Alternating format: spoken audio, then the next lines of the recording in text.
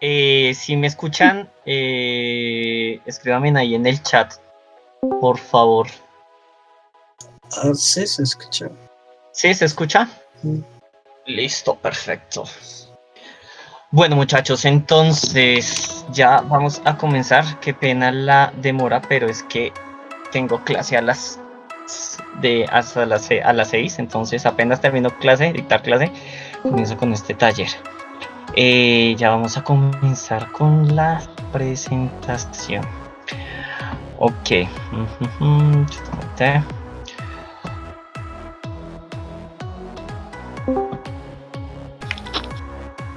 Aquí. Listo, muchachos. Entonces, ¿de qué se va a tratar el taller hoy? Y para los que ya me conocen, mi nombre es Giovanni Camelo, soy docente de la Academia de Lenguas Orientales. Para los que no me conocen, para los que me conocen, pues ya se saben la retagila. Entonces, chotomate. Ok, corre de Snake. Chingada, Snake. Chotomate.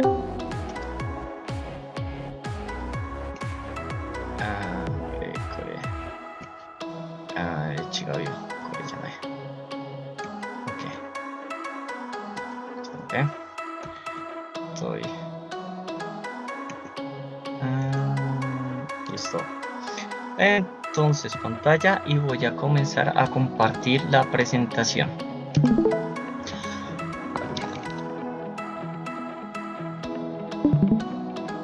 Ok.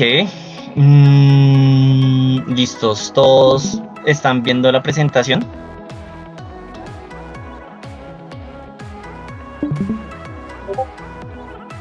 Sí, listo. Ok. Entonces vamos a ir a la presentación. Bueno, muchachos, hoy voy a hablar acerca de Nihon Bento Bunka, cultura tradicional japonesa. Mi nombre es Giovanni Camelo. Como les acabo de decir, soy profesor de idioma japonés en la Academia de Lenguas Orientales, pero más que profesor, también soy muy aficionado a la cultura tradicional japonesa. Realmente eso fue lo que me impulsó a aprender el idioma y pues al final enseñarlo.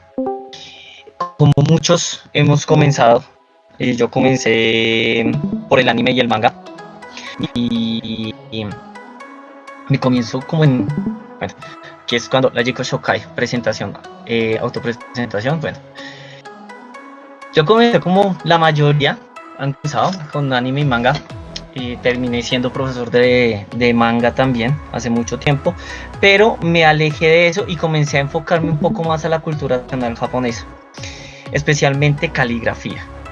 Soy el tallerista de caligrafía de la Embajada de Japón en Colombia. Entonces, si alguno de ustedes ha ido a un taller o a un evento de la Embajada de Japón aquí en Colombia, pues creo que me han visto por ahí. Ok, y de aquí en adelante voy a comenzar a hablar sobre cultura japonesa, pero cómo voy a abarcar el tema. Realmente la cultura japonesa y tradicional. Primero que todo, vamos a diferenciar dos cosas. Está Dento Bunka, que es cultura tradicional, y Karusha, Karcha, que es como cultura, pero cultura pop, popu Karcha, que es cultura pop.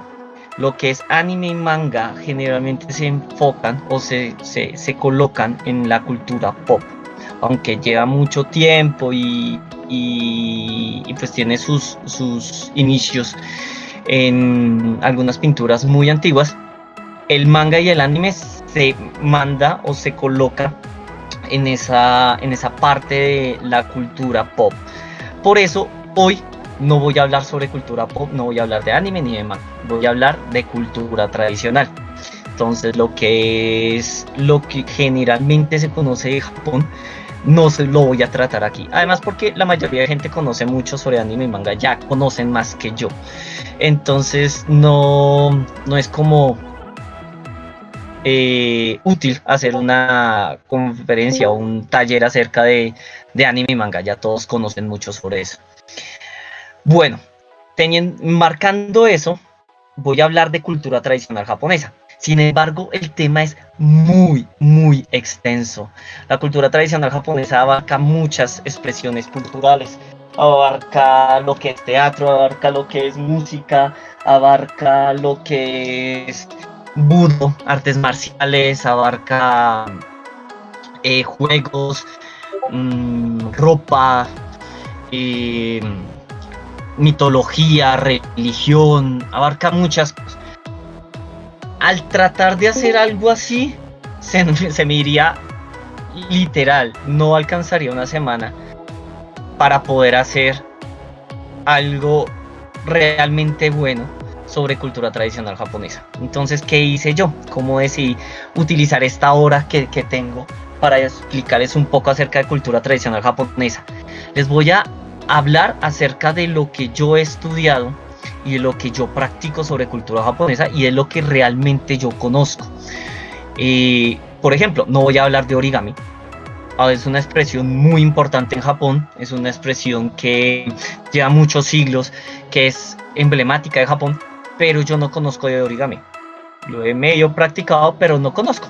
Entonces voy a dejar a un lado eso. Me voy a enfocar en las artes en las que yo practico y de ahí les quiero, pues, les quiero acercar un poco lo que es estas expresiones estas expresiones, ya sean artísticas o expresiones de artes marciales, para que ustedes puedan tener un poco más, puedan acercarse un poco más. Hay algunas que realmente no se ven mucho aquí en Colombia y hay unas que sí se ven, pero pues son más o menos raras.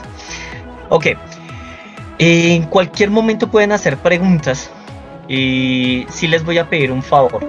Si van a hacer preguntas, háganlas por el chat, por favor. Entonces, no sé si tienen silenciados los micrófonos, pero por favor, me gustaría que silenciaran todos los micrófonos para no molestar a los demás. En cualquier momento pueden hacer preguntas.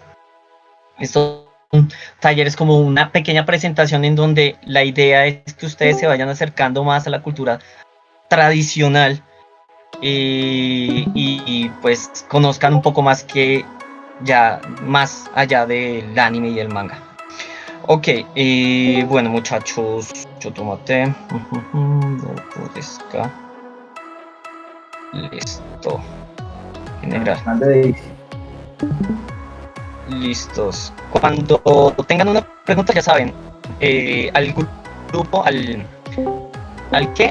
chat, me dicen tengo manualidades y cultura japonesa. Y les voy a pedir por favor que silencien sus micrófonos.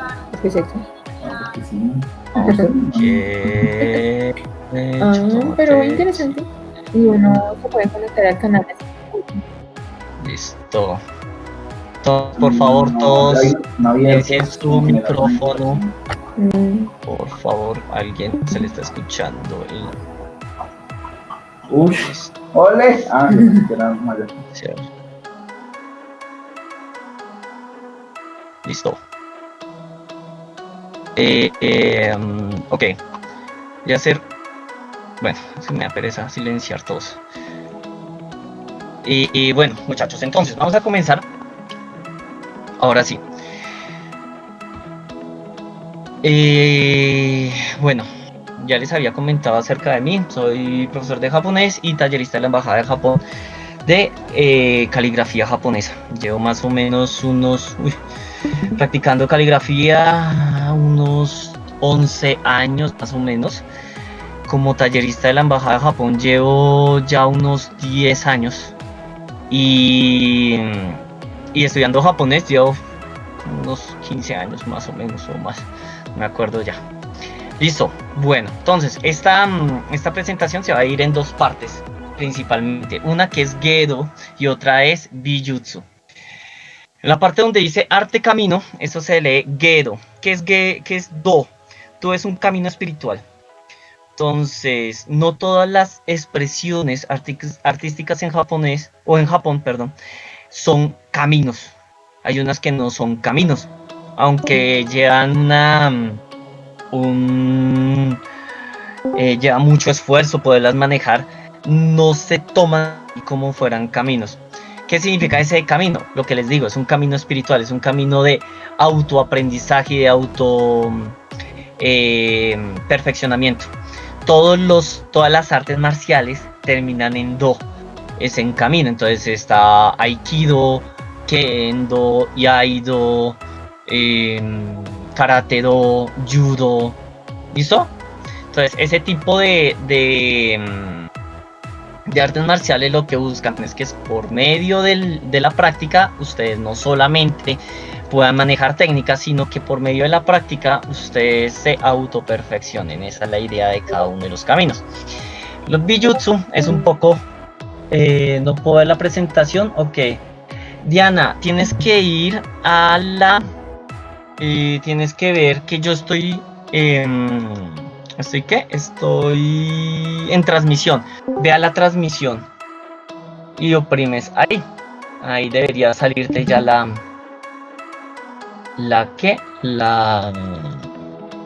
presentación. Así ya la estás viendo. Por favor, no prendan los micrófonos, apaguen todos los micrófonos, por favor. Tómate.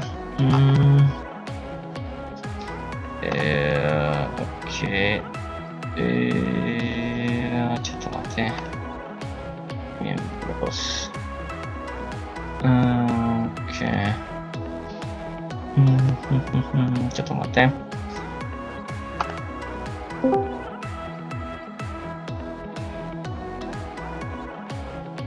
A ver.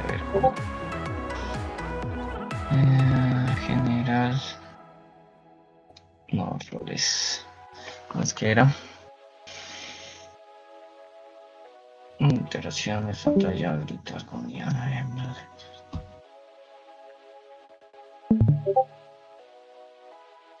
Esto. No me acuerdo. Bueno, en fin. Por favor, todos se apaguen sus micrófonos. Ok. Listos. Entonces, vamos a dividir esta presentación en Gedo y Bijutsu. Como los que están llegando, les comento que no voy a abarcar todo lo que es la cultura tradicional japonesa, sino voy a abarcar exclusivamente lo que yo conozco y lo que yo practico.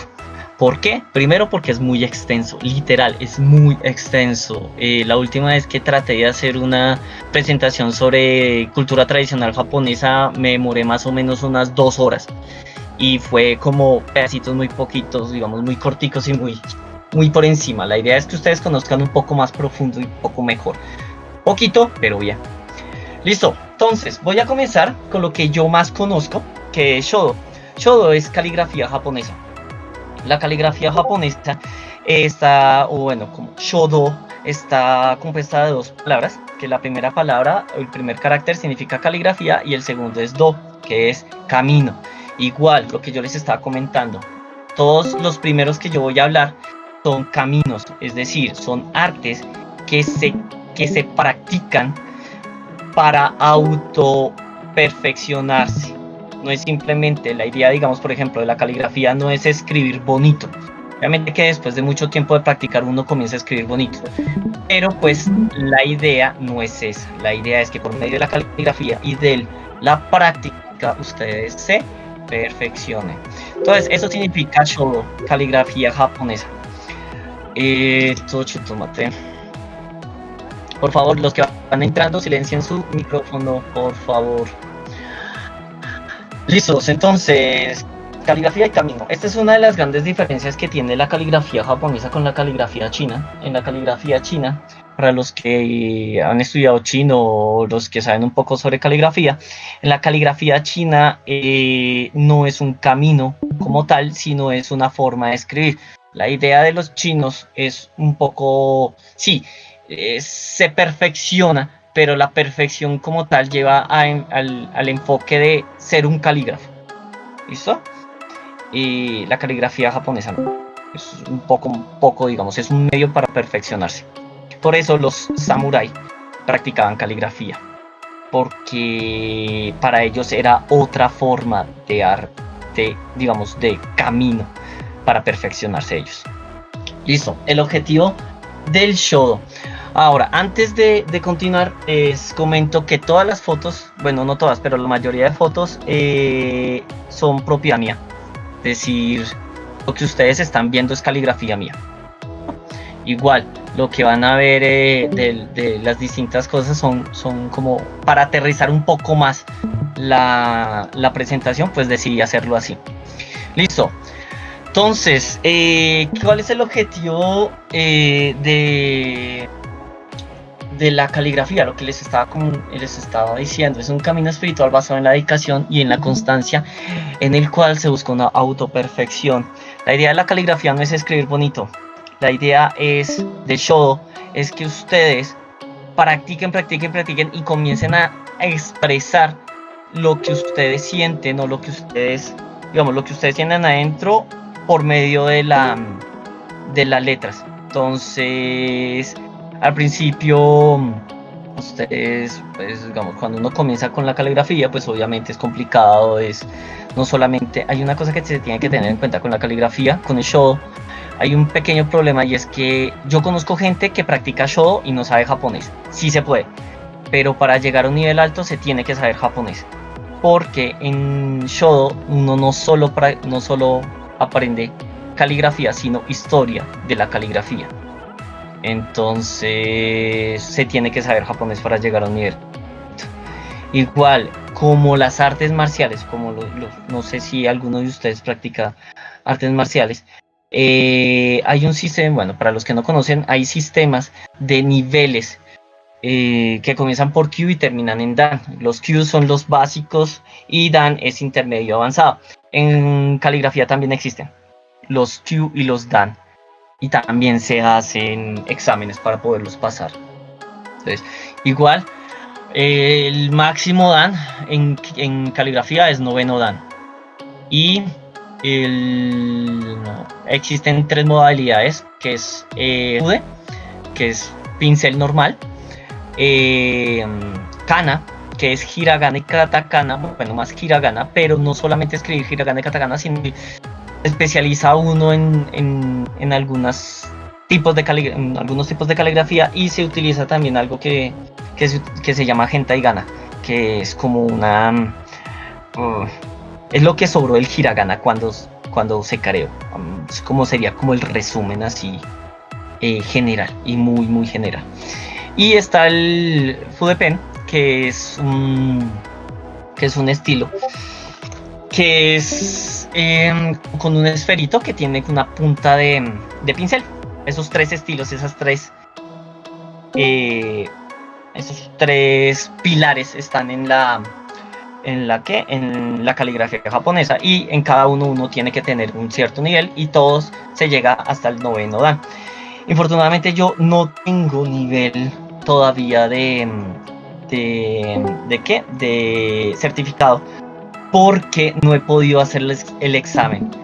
Mi profesora de caligrafía me colocó más o menos 2º Dan, pero no lo tengo certificado, porque ese examen solo se puede hacer en Japón, y cuando estaba en Japón no lo pude hacer. Entonces es un poco complicado, así que es complejo sacar esos exámenes. Lo más cercano acá para poderlo sacar es en México. Listos, entonces, utensilios de la caligrafía. Aquí les voy a hablar acerca de los 4 principales tesoros de la caligrafía, y se llaman así los 4 tesoros es porque sin ellos no se puede hacer nada. Si ustedes no tienen estos 4 utensilios, no se puede hacer shodo. Está primero el fude, después sumi es la tinta, susuri y el kami, el papel. Voy a explicar general qué significa, cuáles son las características de cada uno. Fude o pincel. Los pinceles en caligrafía, en shodo, son distintos a los pinceles que nosotros manejamos acá. El pelo puede ser parecido, generalmente se utilizan pelos de caballo, de chivo, se utiliza pelo de jabalí, que tienen que tener en cuenta que son los pelos de los animales que se pueden encontrar en Japón, ¿sí? existen dos grandes grupos de pinceles. Está el grupo de los pinceles japoneses y el grupo de los pinceles chinos. La caligrafía pasó de China, es originaria de China y pasó a Japón. Entonces por eso tiene mucha influencia de China, pero al llegar a Japón cambió un poco su enfoque. Los pinceles, entonces les estaba comentando, se dividen en dos grandes grupos. Están los pinceles chinos y los pinceles japoneses. Los pinceles chinos se pueden reconocer porque son muy delicados y tienen muchos detalles, son muy bonitos, porque los chinos enfocan en eso, digamos, la caligrafía para ellos es muy bonita. Los japoneses son más minimalistas, son más simples los pinceles. Ese pincel que ustedes ven ahí es un pincel japonés, realmente es un pincel simple. Generalmente los pinceles japoneses es un pedacito de una vara de bambú y el pelo, y ya, eso es un pincel. Entonces para que los vayan distinguiendo ahí los pinceles entre chinos y japoneses. Obviamente hay pinceles chinos con forma de pinceles japoneses y pinceles japoneses con forma de pinceles chinos, pero pues eso es como los dos grupos principales. Existe también, se dividen también por el pelo que se utiliza. Pelos gruesos de animales que tengan pelo grueso se utilizan para cierta caligrafía y de pelo suave se utiliza para otra. Así en general, pelo grueso se utiliza para hacer katakana y pelo suave se utiliza para hacer hiragana y algunos estilos. Ahorita les voy a explicar qué estilos hay en japonés, en Shodo. ¿Qué otra característica hay? Bueno, tamaño. El tamaño, está el pequeño, mediano y grande. Sin embargo, hay pinceles que se salen de esos tamaños. Yo tengo, el pincel más grande que yo tengo es de metro y medio más o menos, no, mentiras, como 1,30 centímetros de largo el pincel. Y ese se utiliza para ciertas cosas, eso se utiliza generalmente para presentaciones. Pero hay pinceles muy pequeños que se utilizan para detalles, entonces también varía mucho el tamaño, hay de todos los tamaños. Bueno, Sumi. La tinta llamada Sumi es la verdadera tinta china. Lo que nosotros conocemos como tinta china es tinta de la India. Esa tinta se inventó, la tinta que nosotros conocemos como tinta china, la que venden en cualquier papelería. Esa tinta tiene ciertas características que ayudan a que se seque rápido. Esa es la principal característica de esa tinta. Ustedes hacen un trazo y se seca enseguida. Eso se creó para eso, para hacer planos y para hacer mapas fácilmente y que se secaran rápido. El Sumi es la verdadera tinta china y esta tinta no se seca rápido. Tarda mucho en secarse y eso es una de las características fundamentales de esta tinta. ¿De qué está hecha? Está hecha de hollín, de algunos árboles, no me acuerdo ahorita los nombres. Lo que hacen es que queman los árboles y cogen el hollín, lo reúnen, lo comienzan a combinar con agua y algunas esencias y queda como una melcocha. Lo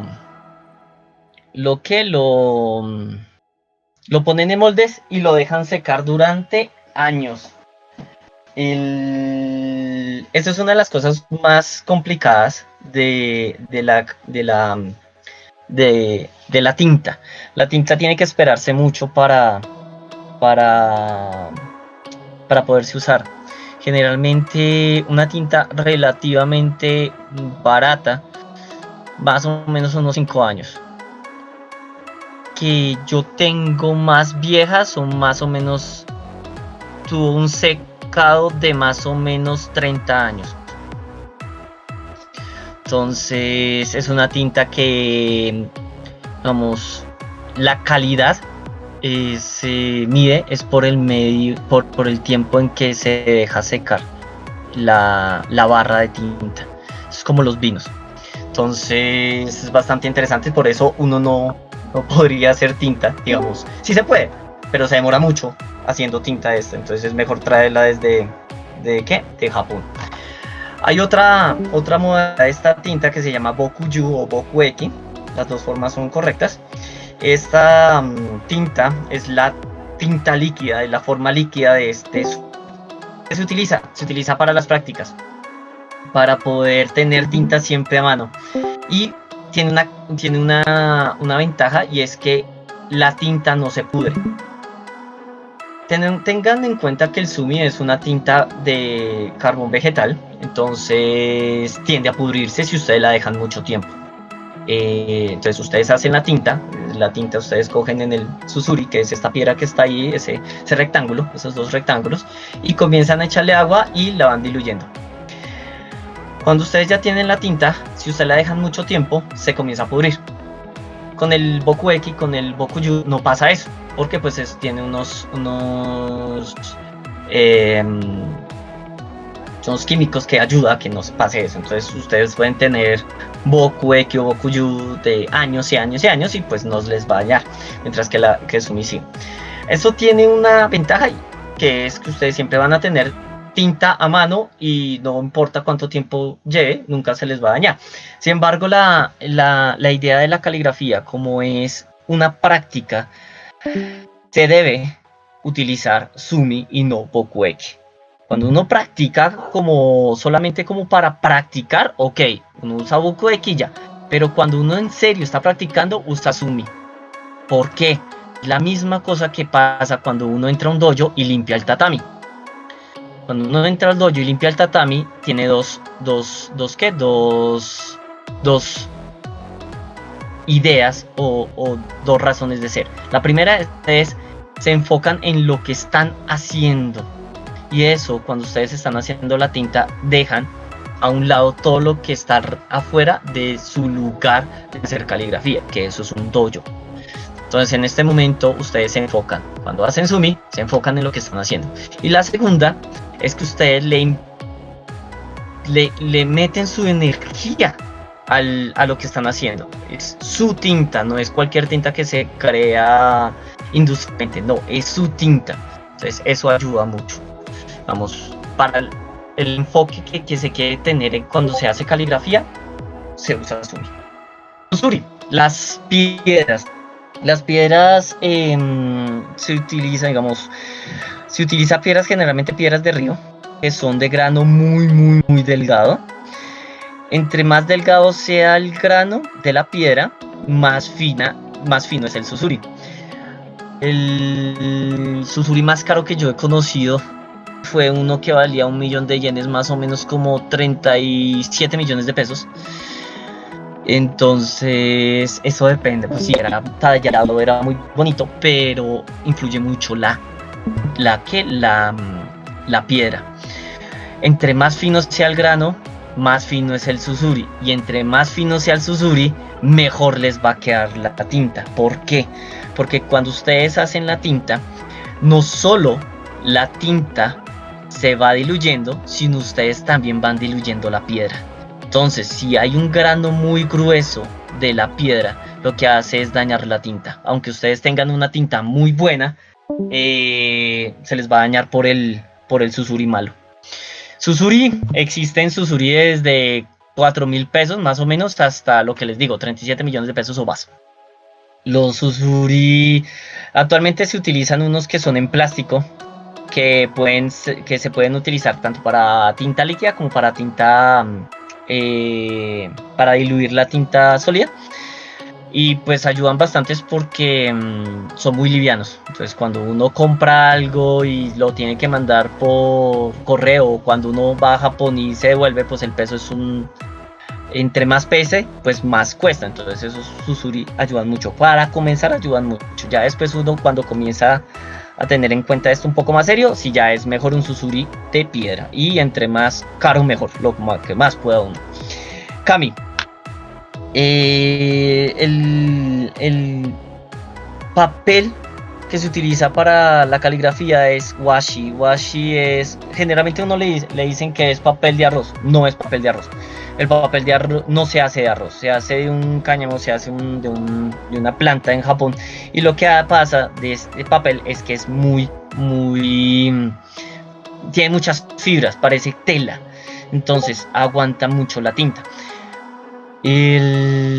Hay ciertas características que tiene que tener el washi para caligrafía. Una de esas es que primero tiene que aguantar la tinta y la tiene que condensar y que no se propague mucho. Eso pasa mucho con los papeles de acá, que primero, como tienen un cubrimiento de algunas fibras, entonces no ingresa bien la tinta al papel y se ve parchudo o se derrama y comienza a expandirse muy feo, y entonces pierde la gracia de la caligrafía. Entonces eso es una característica, absorbe muy bien la tinta. La segunda es que el kami, o cuando ustedes hacen una caligrafía, el papel se arruga, todo papel se arruga. Entonces lo importante de este papel es que ustedes puedan mojarlo para darle una forma, para poder corregir esas arrugas y que la tinta no se dañe, o digamos la caligrafía no se dañe, o la pintura no se dañe. Este papel absorbe muy bien la tinta, queda muy agarrado a las fibras, y con el agua no se cae. ¿Qué pasaría con otros papeles que sí, digamos, el agua llegaría y dañaría toda la caligrafía? Por eso, digamos, por ejemplo, cuando ustedes ven los kakejikuros, que son los scrolls, los rollos de caligrafía o de pintura, ellos tienen que tener, digamos, primero se pasa para hacer esos, primero se tiene que pasar por un proceso de remojo y de aplanchar el papel para poderle quitar las arrugas y para poderlo dejar liso y bonito. La otra característica del papel washi, del kami, es la poca memoria que tiene. Los papeles, por ejemplo, las cartulinas, pues la memoria es cuando ustedes enrollan un papel y ustedes lo desenrollan y se vuelve a enrollar. El washi no tiene eso. Bueno, dependiendo del washi, pero para el de caligrafía no tiene eso. Tiene poca memoria. Eso ayuda para cuando ustedes hacen los rollos. ¿Listos? Bueno. Ahora, voy a hablar acerca de los 3 estilos básicos que hay en caligrafía. Y esto es una parte fundamental y es una de las grandes diferencias que tiene con otras caligrafías como la coreana y la china. En japonés existen 5 estilos. 3 son básicos y son los que uno comienza a practicar. Está el kaisho, el gyosho y el sosho. El kaisho es el estilo tipográfico, es el que ustedes ven a su mano derecha. Al lado derecho, ustedes ven, ahí dice shodo. Es una caligrafía. La característica de este estilo es que ustedes, cada trazo, uno sabe cuándo comienza y cuándo termina. Es muy sencillo de diferenciar los caracteres, y ese es el que primero practica uno. Es el que tiene que uno comenzar desde el principio. Uno comienza con este. De este estilo fue que nació el katakana. ¿Listo?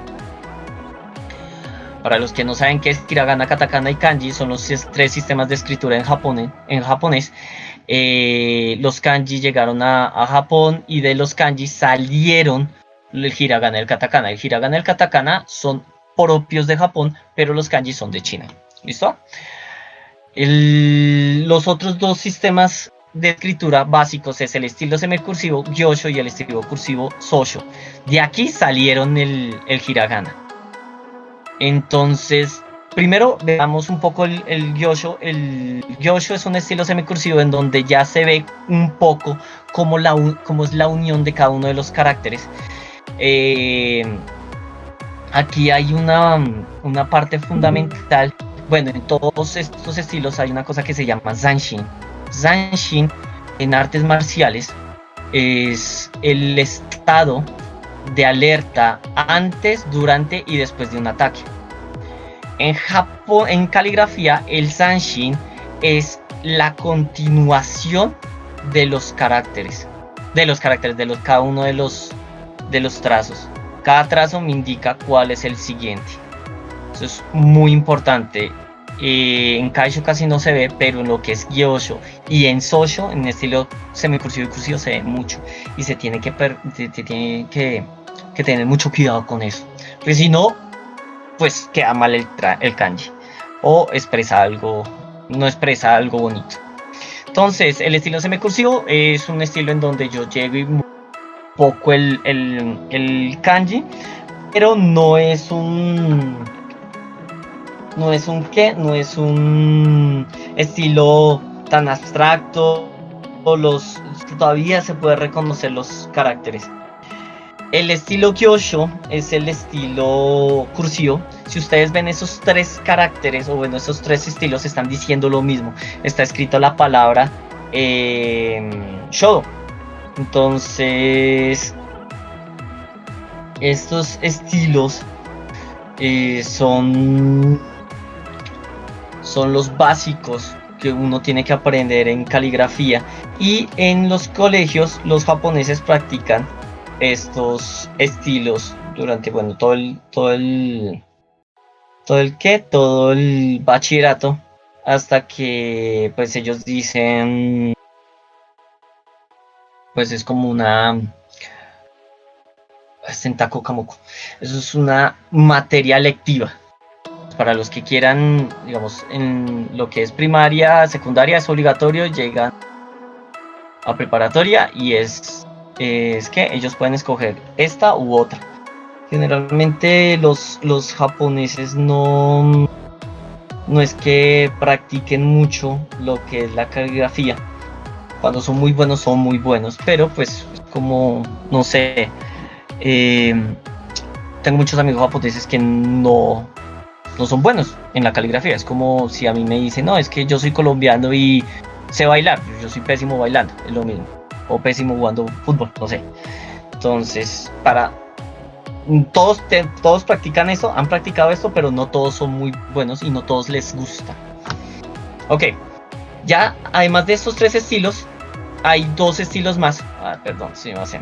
Hay dos estilos más. Ay, se me corrió acá un kanji arriba. Bueno, Hoka no Style. Estos estilos son el Tensho y el Reisho. ¿Qué son estos dos estilos? El primero, el estilo arcaico, que tiene a la mano derecha. Es un estilo que se parece un poco al Kaisho, al angular, pero en vez de tener un cuadrado, generalmente lo alargan y lo dejan. Perdón, yo tengo la misma diapositiva. Sigue la misma diapositiva de ahorita. ¿Qué? Espérame. Sí, tengo la misma. ¿Tienen la misma? Yo tomate. Listo, todos tienen la misma diapositiva. Vamos a ver. Porque yo cambio. Listos. Bueno, yo tomate. Voy a hacer una cosa y dejar de transmitir. Y voy a. Listos. Ya están viendo la otra diapositiva. ¿Sí? Sí, ya. Listo, gracias por avisarme. Bueno, entonces, el estilo arcaico es un estilo que actualmente solo se utiliza en los billetes.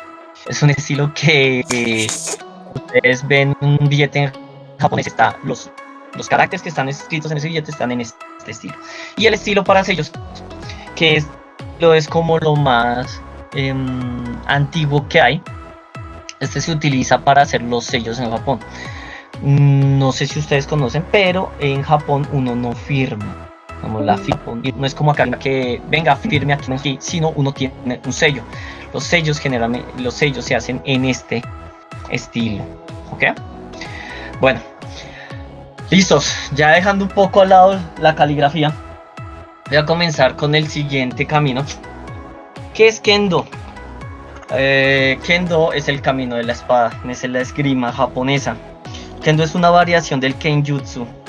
Kenjutsu era lo que practicaban los samuráis, las artes de la espada. ¿Cuál es la variación? El Kendo se enfoca más en poner la espada autoperfeccionarse, es el camino de la espada. Mientras que en Kenjutsu son estilos para matar. Entonces esa es la diferencia como en general. Estoy hablando muy general. Esto es hablar sobre estos temas es complicado porque a uno se le sale a uno de las manos el tiempo y toca hablar mucho, entonces estoy haciendo como algo muy general. Listos, les cuento que en Kendo llevo más o menos unos 8 años, creo. Soy primer dan en Kendo y practico aquí en Bogotá. Soy del dojo Akitsu Kendokai del sensei Leonardo. Realmente el que tiene la espada ahí alzada soy yo, y la que está apuntándome es una compañera ahí. Es lo que yo les quería decir, digamos, lo que desde el principio les estaba mostrando. La idea es mostrarle mostrarle la cultura japonesa aquí y aterrizada a colombianos. Vamos, como nosotros vivimos la cultura japonesa. ¿Ok?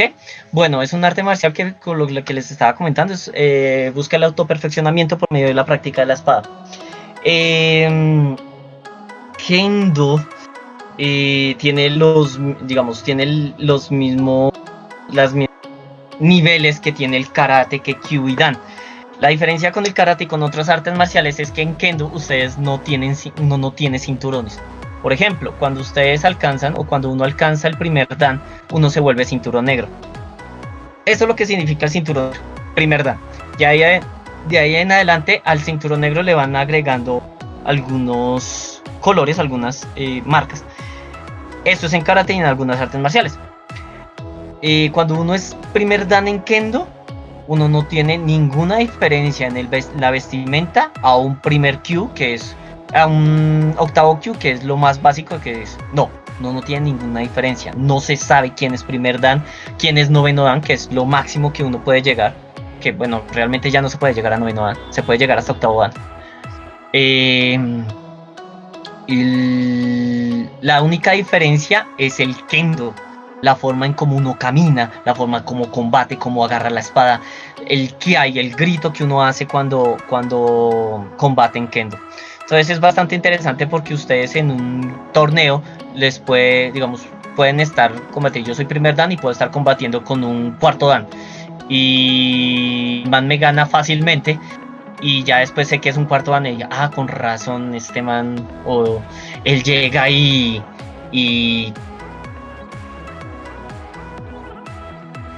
hay otra cosa fundamental o que me gusta mucho el Kendo es que dime.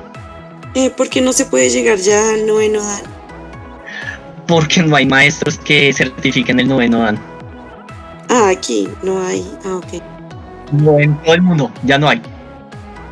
Ahí, digamos, en Kendo va desde octavo Kyu, en Colombia va desde octavo Kyu, generalmente en otros países tercero, pero octavo Kyu hasta el octavo dan, es lo que se puede llegar. En el mundo se puede llegar nomás hasta el octavo dan, porque para que alguien te certifique, para que tú puedas pasar el octavo dan de Kendo, tienen que haber, es que no me acuerdo cuántos octavos danes, y es complicadísimo. O novenos danes, creo, en mi humilde ignorancia, creo que todavía viven había escuchado 2 novenos dan.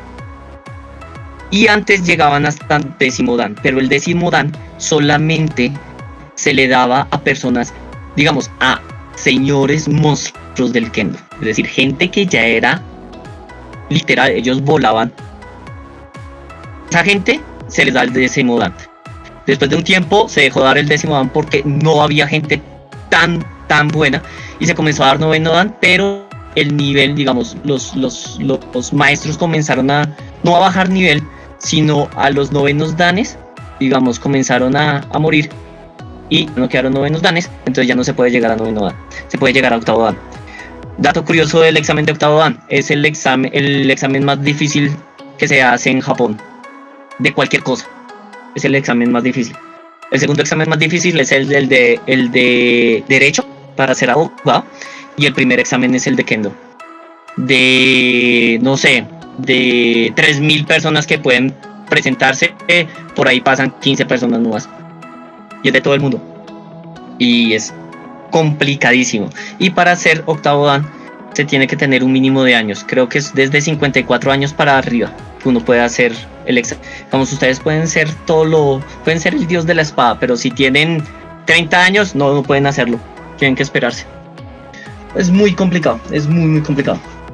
Pero bueno, excelente pregunta, gracias. Listos.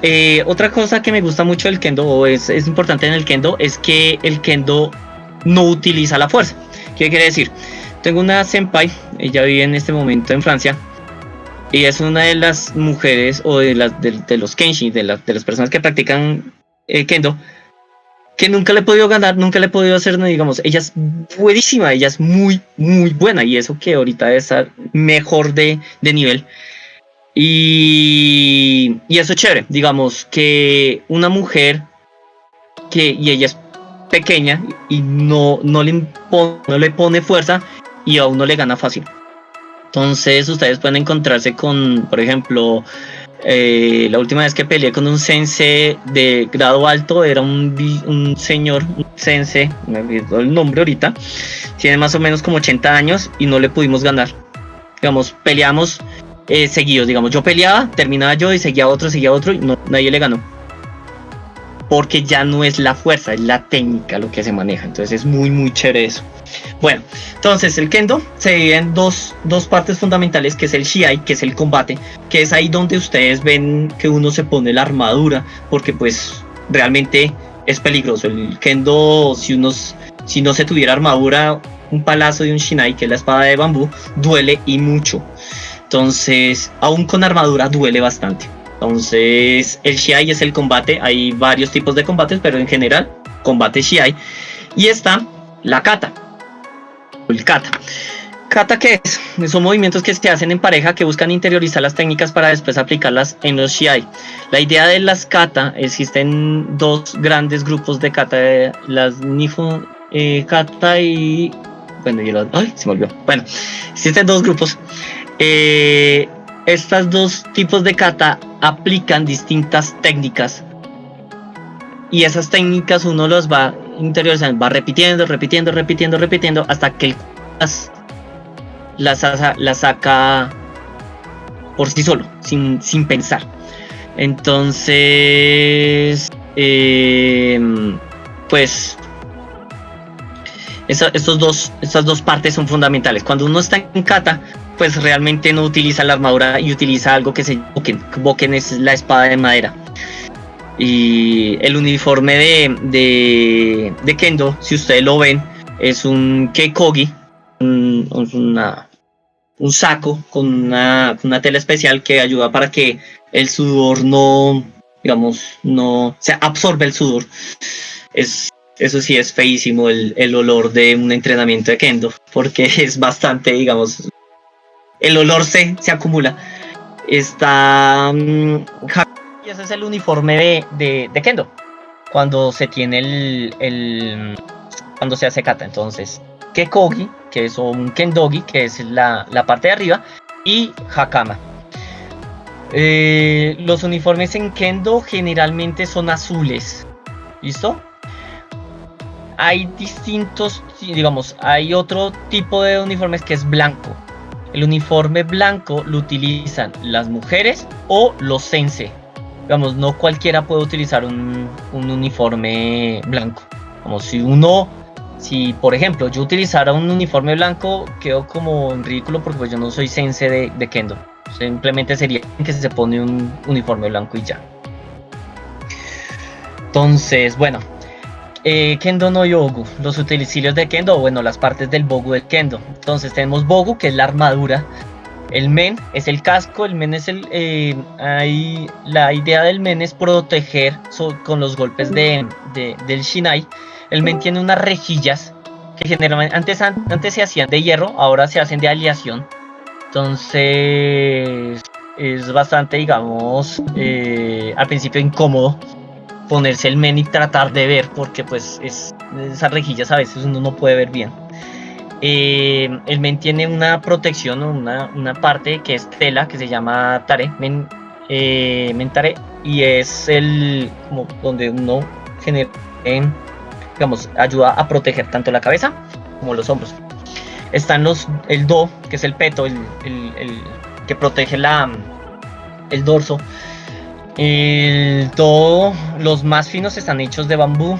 Generalmente hoy en día se hacen de plástico y con cuero. Es bastante resistente y pues pesadito. Los kote son los guantes que se utilizan en kendo porque es uno de los ataques que lo pueden hacer a uno, a las muñecas. Realmente es una de las partes que más duele cuando uno le hacen kote. Y pues ayudan bastante como para proteger. Duele, pero protege. Uno queda con moretones, pero no es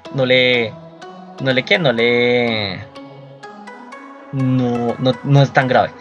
Y el tare, que es una protección de cadera, parece una faldita. Y es para proteger las partes íntimas y la cadera de golpes. Esa es la misma, es una tela que se utiliza también para el men. Los puntos en kendo, hay 4 puntos básicos. Está el men, que es en la parte superior de la cabeza, un poquito más arriba de la frente. Ahí, si le pegan a uno ahí, es men y es punto. Kote, que es en la muñeca más cercana al contrincante. El tsuki, que es en la garganta, es una estocada a la garganta. Y ahí hay una protección súper dura. Y el do, que es golpe al torso, a las costillas, que ese cuando se descachan también duele muchísimo. Y ya, obviamente no se puede atacar las piernas. En algunos casos he visto que hay algunos sensei en algunos torneos dejan hacer barridas. Sí se puede, pero pues acá en Colombia no hacemos eso. No, es muy, digamos, no, nada de barridas y el único contacto que hay es con el shinai, que es una espada de bambú, que son 4 tiras de bambú. No cualquier bambú, son 2 tipos de bambú especiales los que se utilizan y que son muy flexibles. Eso evita que el golpe duele, pero no es peligroso. Es súper importante. Listos. Siguiente camino es Iaido. ¿Qué es Iaido? Es el arte de desenvainar la espada y cortar el ego. Se practica solo. A diferencia del kendo, el Iaido se practica solo. La idea de Iaido es hacer un corte. Ustedes siempre tienen que imaginarse, digamos, hay 12 katas. El Iaido se hace por katas. Hay 12 katas básicas que todos los que practican Iaido tienen que saberse. Y existe un estilo antiguo que es el que practica cada escuela o cada dojo. Digamos, las 12 katas que les digo, Sete Iaido Kata, son las kata que todos los Iaidoka, todas las personas que practican Iaido se tienen que saber. Ese es el general y desde Q hasta tercer dan, cuarto dan, le preguntan esas kata y se las tiene que saber toditas. Y bien. Ya después comienza uno con el Koryu, que son las kata de escuelas antiguas, y eso sí ya depende del sensei que sea el sensei de uno y de qué vertiente o qué escuela va. En Iaido soy primer Q, entonces no es que sea muy bueno. ¿Qué es lo interesante del Iaido? Lo interesante del Iaido es que durante las 12 katas, las que yo les digo, o todas las katas que ustedes vayan a practicar, la idea es eso de matar o de cortar el ego. Es muy chistoso porque ustedes se imaginan matando gente. Esa es la idea del Iaido. Sacar la espada, matar a alguien rápido y meter la espada. Entonces, cuando uno no practica Iaido y ve a la gente hacerlo diciendo, pues estos manes a que le pegan, porque estás en esos movimientos, le están dando al aire, no es al aire. Uno se tiene que imaginar que está en una situación, y en esa situación está la vida de uno. Realmente es como una simulación de lo que vivían los samuráis, de todas las técnicas que ellos tenían que aplicar en su vida cotidiana para poder sobrevivir. Eso es el Iaido. Es muy interesante. El Iaido al principio es para cogerle la idea es cansón a veces porque realmente eso comenzar a imaginarse, uno al principio es como sí, me aprendí los movimientos, pero no es una coreografía, es realmente uno tiene que matar a alguien con la espada, esa es la idea. Esta foto es eso fue el año pasado, el latinoamericano de Kendo que hubo que fue en Cali, en donde ahí fue mi examen de primer Q. El Yaido, bueno, el Yaido, ¿qué se utiliza para Yaido? Además de, bueno, primero igual de Kendo, realmente este es mi uniforme de Kendo, pero el uniforme de Yaido original, ya sea blanco o negro, no es azul.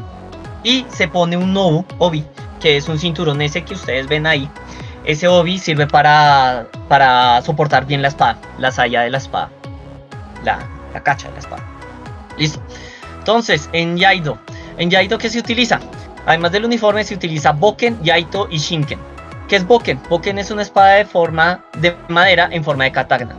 Al principio cuando uno primero que todo, los Yaito y los Shinken son carísimos. Entonces, pues al principio uno comienza con un Boken que generalmente está costando más o menos aquí en Bogotá. Puede uno conseguirlo 120.000 pesos, barato. Y con la saya. Es supremamente importante, pues uno comienza con el Boken, pero no se puede hacer exámenes con Boken, se tiene que hacer con Yaito. Es decir, si uno no tiene Yaito, no puede hacer exámenes, no puede subir niveles, tiene que hacer con Yaito. Listo. Yaito, espada sin filo usada para la práctica. Estas espadas, ¿por qué? Por seguridad, no se utilizan con filo. Los Yaito son espadas hechas de aleación, generalmente pueden ser de aluminio, o en algunos casos tienen aluminio, zinc y otros materiales. Y pues están los Shinken, que son las espadas de acero. De aquí, estos son mis Yaito. Cuando ustedes ven ese que está en la parte superior inferior, el que tiene una saya café, es el único que tiene saya café, eso es un Shinken, esa es una espada, ¿verdad? Ese sí, filo, esos ustedes les pasan la mano y no tienen filo, no cortan. Sin embargo, la punta sí perfora, entonces toca tener cuidado siempre. Bueno, ¿cuánto puede estar costando un Yaito? Baratos, si ustedes lo compran en Japón, el más barato a mí me costó más o menos 1.200.000. 1.200.000 de pesos más o menos. Aquí la publicidad, hay un amigo en Iba que es muy bueno haciendo espadas y él hace Yaito. Más o menos están como en 420.000 pesos y él hace espadas. Esa espada que ustedes ven, que les acabo de decir que es una espada que tienen con filo, la hizo él con otro amigo. Entonces las espadas tienen una muy buena calidad. Para los que están interesados es la propaganda. Si están interesados, después me escriben ahí en el chat y yo les paso el dato de este man en Ibagué. Muy bueno, y pues para los que practican artes marciales, pues chévere que puedan tener un Yaito. Ok. Sigo con... Aquí ya voy a dejar los Gedo y voy a pasar a Bijutsu. Es decir, voy a dejar los Kamino y me voy a dedicar a las artes. Vamos a comenzar con Sumie. Yo practico Sumie. Realmente lo estudié en Japón, en la universidad. Estudié durante 2 semestres Sumie. Sin embargo, creo que soy pésimo en Sumie. Por eso generalmente yo no muestro, pero pues me gusta a veces dibujar y practicar Sumie. El Sumie es una pintura influenciada por la pintura china. Es como una guada. Generalmente se manejan es la misma tinta que se utiliza para caligrafía, pero se hace un degradé de colores con agua. Es decir, se diluye la tinta y se tiene distintas tonalidades. Discúlpenme para los que saben de arte y de pronto la estoy embarrando cuando estoy diciendo mal los términos. Yo no soy artista, literal. Yo soy filólogo, soy licenciado de ¿De qué? De filología alemana en la Universidad Nacional. Yo fue filología y estudié enseñar idiomas. Esto lo de artistas no es un hobby, sino es mucho de que sí estudia, pero no soy artista, soy como un proyecto de artista. Listos. Bueno, entonces se usa la misma tinta de Shodo. Hay varios estilos. Y bueno, no les muestro, digamos, como pinturas así wash, porque pues la idea es aterrizarlos y pues mostrar lo que realmente yo hago. Esto fue cuando yo estudiaba en Japón. Esto es una de las pinturas que hice. Y nada. Sin embargo, el sumie es muy interesante, es muy chévere. Admiro mucho, tengo un amigo que se llama Marcos Bermúdez. Él era profesor de la academia y él es el encargado de los talleres de sumie de la embajada. Él, afortunadamente no sé, él no vive en ese momento en Colombia, pero él sí es muy bueno en sumie. Le recomiendo cualquier actividad de la embajada, ya sea online o del centro de Japón. Él es el que realiza las actividades de sumie, es muy bueno. Yo simplemente soy como medio aficionado a esto. Entonces él sí hace sumie. Eso fue como mis intentos de hacer sumie. Sin embargo, yo me voy para otra cosa. Yo me voy para el Suibokuga. ¿Qué es Suibokuga? Suibokuga es como una modificación del sumie, en donde ustedes digamos, la temática es distinta. En el sumie es mucho naturaleza, es mucho vida cotidiana de Japón feudal. Es como mucho, es muy tradicional. A mí me gusta más el Suibokuga, especialmente este tipo, que es combinar caligrafía con sumie. Estas dos son variaciones, digamos, realmente no son originales mías. Intenté modificar así, son modificaciones de otros artistas, pero estas dos las pinté yo. Entonces, la idea de esto es crear digamos, hacer un dibujo a partir de tinta. Y yo utilizo para hacer esto, se utilizó el Fudepen. Y no se hace aguada. No se diluye la tinta, sino las sombras se hacen como si fueran trazos. Entonces es bastante interesante, es una de las cosas que intento mejorar. Esto no lo estudié en Japón, es solamente que alguna vez vi un artista y me encantó cómo hacía estos dibujos, y yo dije, bueno, voy a intentar, y pues ahí voy poco a poco mejorando. Listos. Lo siguiente es el Edomoji. El Edomoji es una... No se puede decir qué variación de la caligrafía, no es un shodo. Para los que conocen lo que es caligrafía y lettering, esto es el lettering japonés. ¿Qué quiere decir eso? Es el arte de dibujar caracteres en japonés. Aquí yo no estoy escribiendo, estoy dibujando. Las reglas del Edomoji. Primero, ¿por qué se llama Edomoji? Porque esta corriente de caligrafía, se podría llamar, nació en la era Edo. Y se utilizaba y se utiliza para publicidad. Es como una fuente publicitaria japonesa tradicional. Entonces, hay muchos estilos de Edomoji.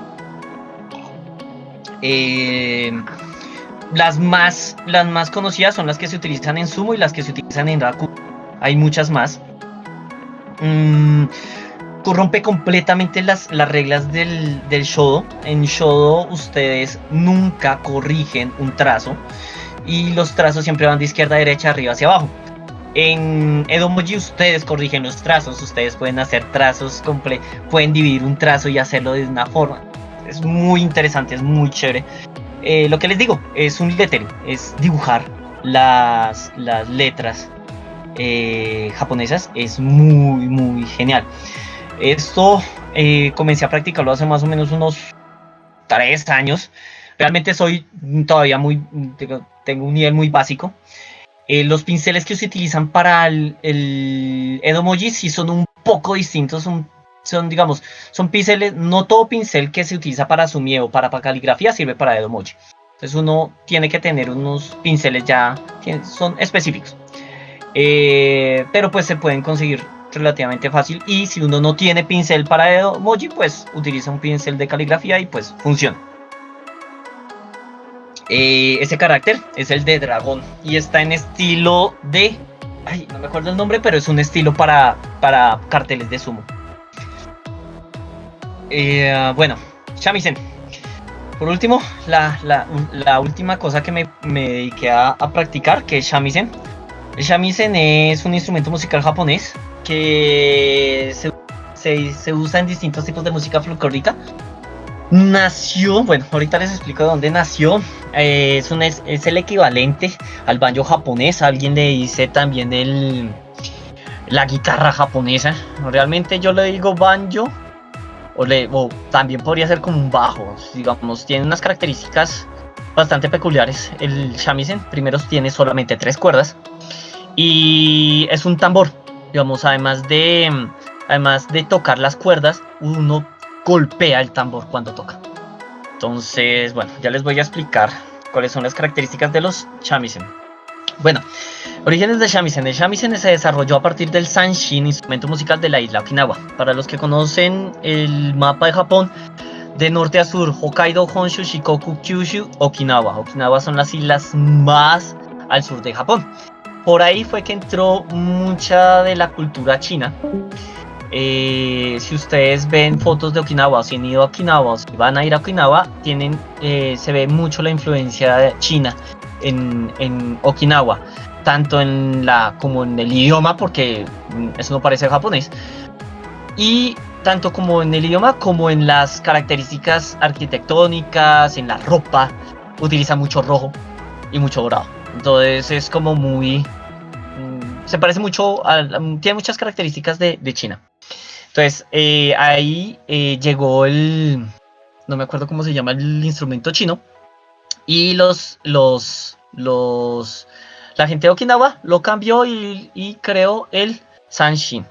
Bueno, a diferencia del sanshin, se usaba para acompañar las obras de teatro. Ok, el sanshin es un instrumento, digamos, el shamisen se utilizaba como acompañamiento de obras teatrales, mientras que el sanshin no. El sanshin sí tenía su rol fundamental, era como cuando una guitarra que uno toca y canta. Eso era el sanshin. Ok, shamisen no tokakubu. Las partes del shamisen. En esta parte, en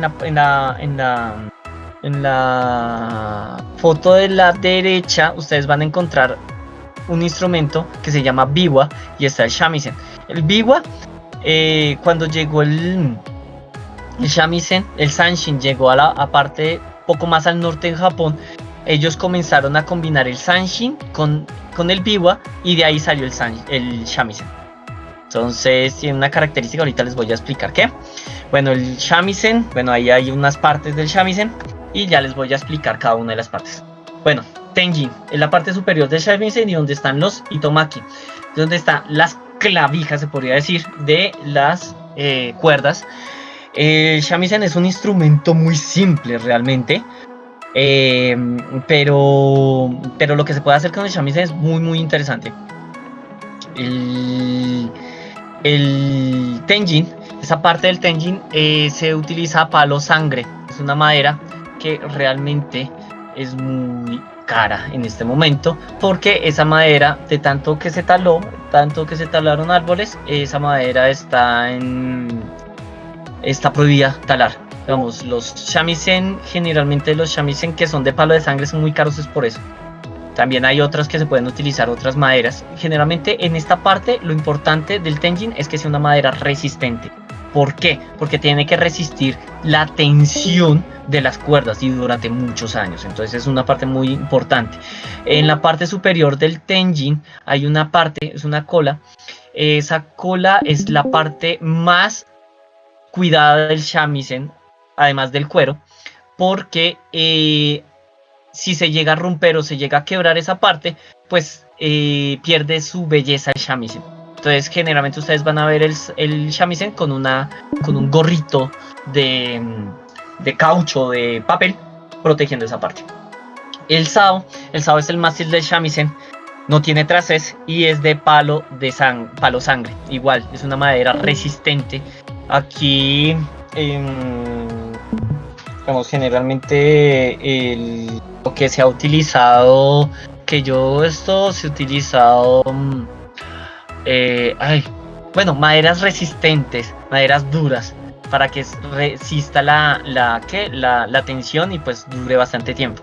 Existen dos tipos de sao, uno que es enterizo y otro que se divide en 3 partes. Ahí ya comienza a variar el precio del shamisen. Cuando son de 3 partes es mucho más caro. El do es el tambor. Se utiliza madera padabak africano, o es una madera que ya no es tan resistente, sino es una madera que tenga muy buena acústica. Se busca eso. Y los cueros que se utilizan en Japón, se utiliza cuero de gato o cuero de perro. ¿Por qué? Porque eran los únicos animales grandes que había en Japón en esa época. Entonces, pues, tengamos en cuenta que el ganado no había ganado en Japón, no habían animales grandes. Entonces comenzaron a utilizar gato y perro. Bueno, los itomaki son donde se enrollan las cuerdas. Están hechas de rubí rojo, cedro o ébano. Actualmente también se utiliza plásticos como el acrílico, y pues son resistentes, digamos. Pues si uno quiere un shamisen muy tradicional, pues sí, en estas maderas. Pero si quiere ¿por qué? Por economía y por practicidad, de plástico, y sirve lo mismo. Listo, hito. Los hitos, las cuerdas en shamisen son 3. La primera es la cuerda gruesa, la segunda media y tercera delgada. Siempre que ustedes van a manejar van a tocar un shamisen, se tiene que tener en cuenta, hay tres formas de afinarlo. La primera es Niagari, entonces es C, G, C.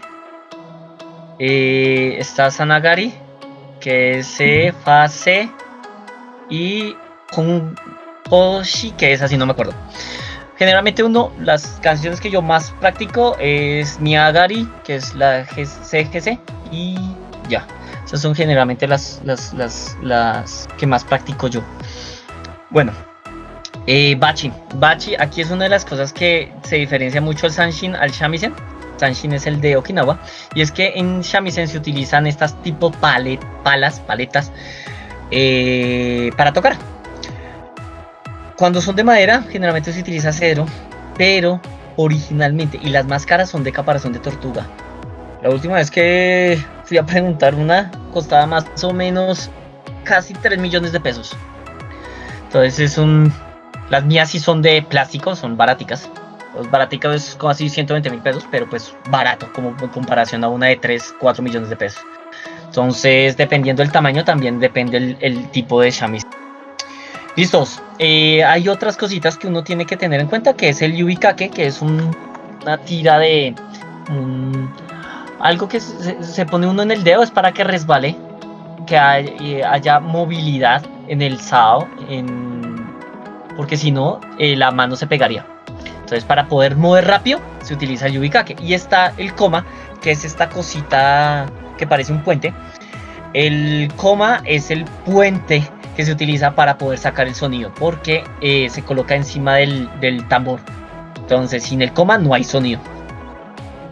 Bueno, shamisen no ryui.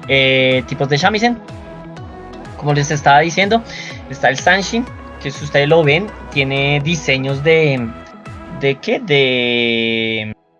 serpientes. Originalmente está hecho de cuero de serpiente, pero pues actualmente, afortunadamente, se usa cuero sintético. El Sanshin es un instrumento, como les estaba comentando, musical de Okinawa, precursor de shamisen en japonés. Pareció un laúd, consiste en un cuerpo cubierto de piel de serpiente, mango y 3 cuerdas.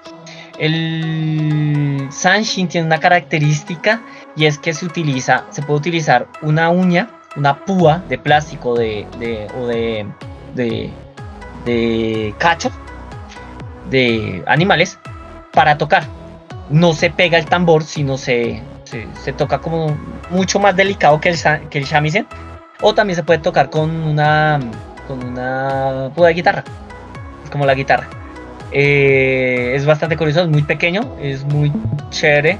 Y si ustedes buscan en YouTube, por ejemplo, hay una canción que se llama Umi no Koe, que la tocan en Sanshin y es genial, es muy bacano.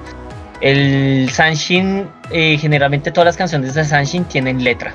¿Listo? Bueno, está el Hoso Sao. Ya voy a comenzar con el shamisen. El Hoso Sao, también llamado Nagauta. ¿Por qué se llama Nagauta? Porque con este tipo de shamisen se tocan canciones muy largas. Entonces, Nagauta, en la era Edo para acompañar las obras de Kabuki, y se usa cuero de gato originalmente.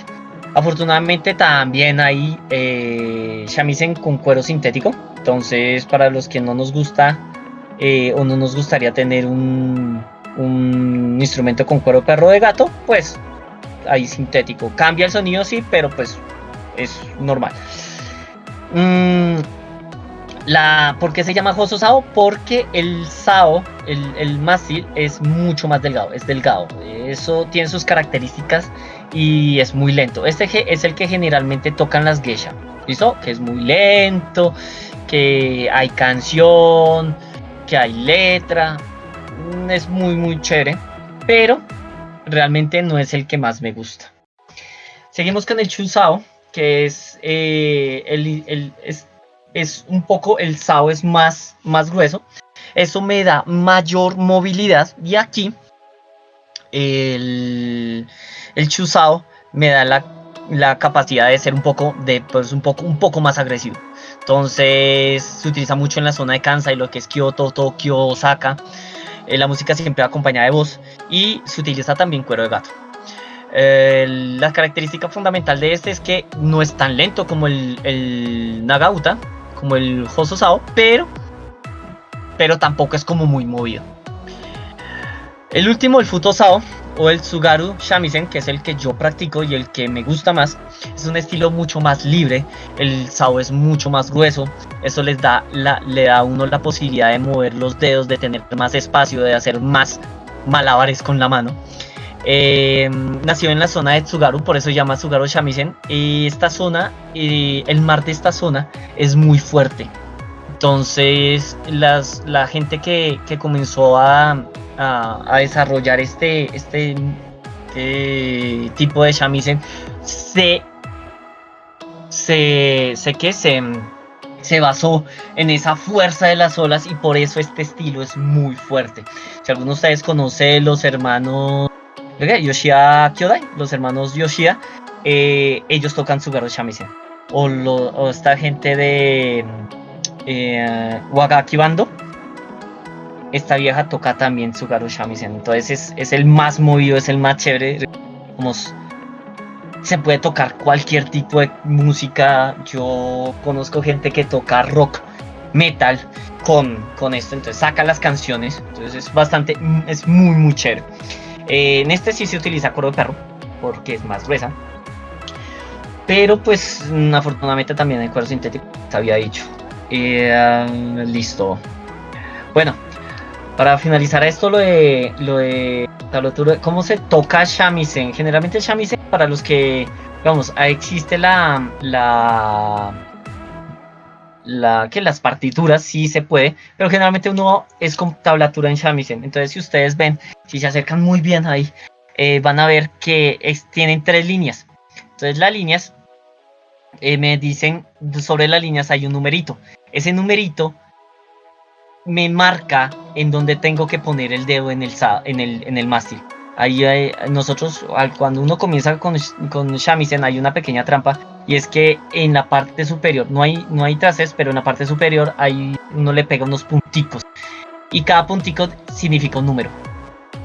Entonces, digamos, si yo digo cuerda 1, 6, entonces yo pongo en el 6 en la cuerda más delgada, y así es que uno va aprendiendo las canciones en shamisen. ¿Listos? Bueno, muchachos, traté de resumir un poco, bueno, mucho realmente, y me demoré 1 hora y media en esto. qué es la cultura japonesa. Realmente es mucho y me faltó mucho. Pero pues realmente no es complicadísimo tratar de meter todo lo que encierra lo que es la cultura tradicional japonesa en un espacio tan corto. Y estos links son de las páginas que yo manejo. Está Kakrisome, que es la Asociación de Shodo y Sumiya de Bogotá. Está Kameshodo, que es mi página personal. Y está Ukiyo, que es un proyecto que tenemos con un amigo de un dúo de shamisen, de Tsugaru Shamisen. Entonces esas son como las páginas que yo manejo sobre cultura japonesa. También hay otro que es Tanabata, que es japonés Tanabata, donde yo generalmente también hago actividades. Y nada, muchachos, espero que les haya gustado la exposición, que no se hayan aburrido. Y bueno, si tienen preguntas, con todo el placer las contestaré. Pregunta: ¿que en dónde puedo conseguir un shamisen? ¿Que en dónde puedo practicar kendo? ¿Que en dónde puedo eso? Cualquier ese tipo de preguntas pueden hacerlas. ¿Ninguna? Bueno, muchachos, entonces... Sí, una pregunta, disculpa. Tranquila, dale, cuéntame. Sí, ¿tú sabes de un buen lugar para hacer en línea curso de japonés? Ok, listo, curso de japonés. ¿Cómo diría yo? Es que... no voy a hablar de academias, porque ahí entro, como digamos, mi ética profesional. No puedo decir que la academia de negocios orientales o unas clases que yo tengo online, no. Voy a hablar de las clases que ustedes pueden acceder gratis. Está la Fundación Japón. La Fundación Japón tiene un curso gratis de japonés. Ellos utilizan el Marugoto. Es un curso que es muy básico, sí, pero es gratis y ustedes pueden comenzar con ese curso. Ellos hacen una convocatoria. Hay un curso online que ustedes pueden acceder en cualquier momento, pero ellos hacen una convocatoria para ciertos cursos con tutores japoneses. Entonces, si busca en Japan Foundation,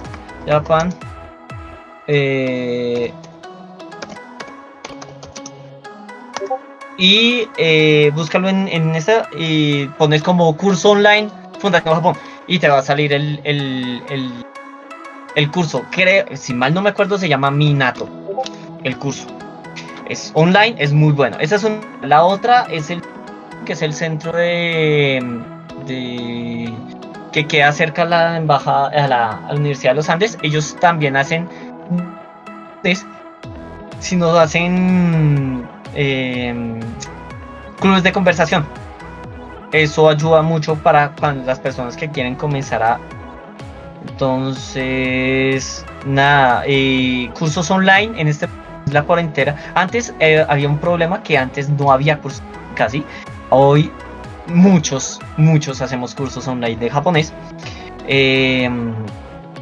Como te digo, si quieres más información de las academias, puedes buscar en la Embajada de Japón, en la sección de idioma. Ahí creo que está sección de idioma o sección cultural. La sección cultural, hay un link que dice instituciones que enseñan japonés en Colombia, y ahí están todas las academias.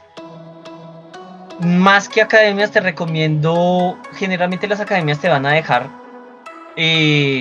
como probar sus clases online, la que más te guste y la que más se acomode a tu bolsillo, porque realmente hay unas que sí son caras, otras que son un poco más baratas. Lo fundamental es que te guste cómo enseña el profesor y que sientas que sí sabe. Hay muchas personas que, con lo que te digo, hoy cualquiera puede enseñar japonés online, y he conocido casos que a mí todavía me falta, digamos, yo creo que todavía no soy nativo. Llevo enseñando japonés unos casi 10 años y todavía hay cosas que me corchan y me toca preguntarle a amigos japoneses o me toca ver libros, pero hay gente que sí ya se agarra y enseña unas cosas que no son así. Entonces siempre tener en cuenta eso, que te hablen en japonés, y que el método de la persona sea buena. No un nativo, no por ser nativo va a ser un buen profesor, ni un no nativo va a ser mal profesor. Siempre es como, lo que te recomiendo es, siempre trata de probar, y el que más te guste. ¿Listo? Pero en la embajada de Japón puedes encontrar más por eso. Otra pregunta. Hi. En cuanto a lo de la espada de Iwagé, Dani Maru. Busquen por Dani Maru. Tomate. Creo que este man está como Dani Maru Forja, creo que era. Precisamente estos días está haciendo un lote bastante grande de espadería Dani Maru, se llama así. Note que ahí aparece como si fuera ¿de qué? De Armenia, pero no, es en Ibagué. Man trabaja en Ibagué, vive en Ibagué. Entonces, espadería Dani Maru. O si no, lo buscan por Dani Maru, y él hace también cómics. Maikendo Comics se llama el cómic que él hace. Y pues es una buena posibilidad para las personas que quieren practicar este tipo de artes marciales, y pues traer un yaito de Japón es carísimo. Pues es bueno y chévere tener esa posibilidad de tener buenas espadas, y aquí obviamente no son japonesas, pero pues sirven para practicar. Listo, muchachos, ¿alguna otra pregunta?